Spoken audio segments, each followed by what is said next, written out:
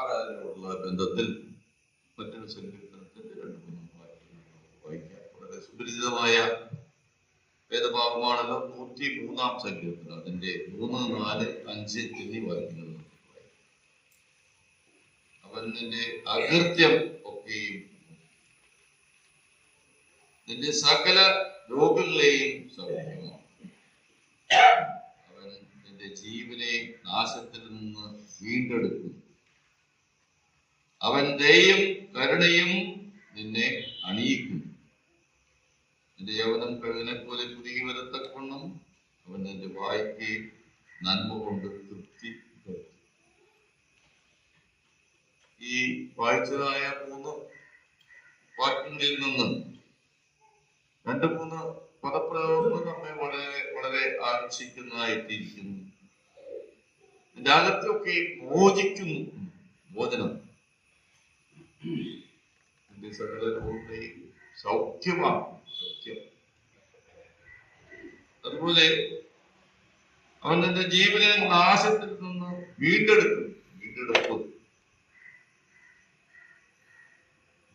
അവൻ ദയയും കരുണയും നിന്നെ അണിയിക്കും. തന്നെയുമല്ല നിന്റെ വായ്ക്ക് നന്മ കൊണ്ട് തൃപ്തി വരും. ഈ 5 പദപ്രയോഗങ്ങൾ നാം നോക്കുമ്പോൾ മോചിക്കുന്നു, സൗഖ്യമാക്കുന്നു, വീണ്ടെടുക്കുന്നു, അതുപോലെ അണിയിക്കുന്നു, അതുപോലെ തൃപ്തി വരുത്തുന്നു. ഇതെല്ലാം നമുക്ക് നമ്മുടെ നിത്യജീവനോടുള്ളതായ ബന്ധത്തിൽ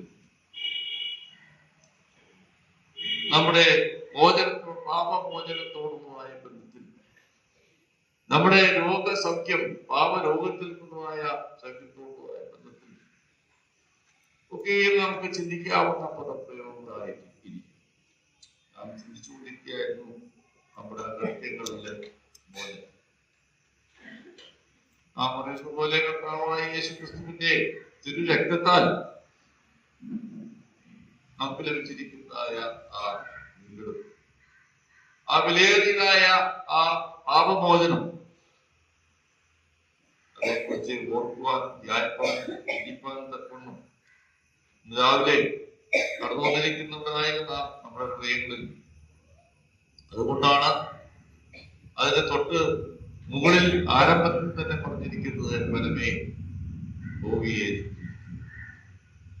എന്റെ സർവാന്തരംഗമേ അവനെ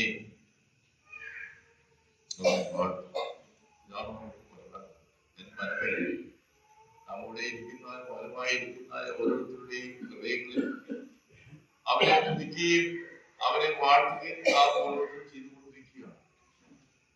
സഹോദരിമാരുടെ ആയിട്ടുള്ള ഭാഗത്തു നിന്നുള്ളതായ എല്ലാ വ്യക്തികളും ഇവിടെ നിന്ന് എന്തെങ്കിലും അവർ പ്രത്യേകിച്ച് പറയുന്നില്ല എന്നിരുന്നാൽ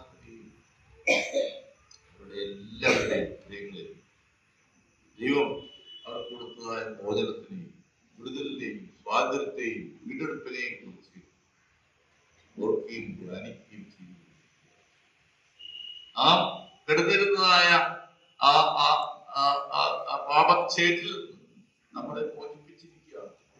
നമ്മുടെ കാലുകളെ അവൻ പാറമേൽ നിർത്തിയിരിക്കുകയാണ്. ക്രിസ്തു എന്നായ പാറമേൽ നിർത്തി നമുക്ക് സ്വാതന്ത്ര്യം നിർത്തി വീണ്ടെടുത്ത് നമ്മെ വിലയേറിയതായ ആ രീതി എന്ന അംഗി ധരിപ്പിച്ചിട്ടുണ്ട്.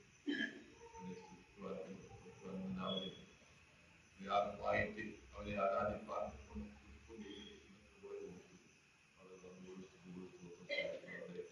നമുക്ക് അവനെ കൃത്യമായി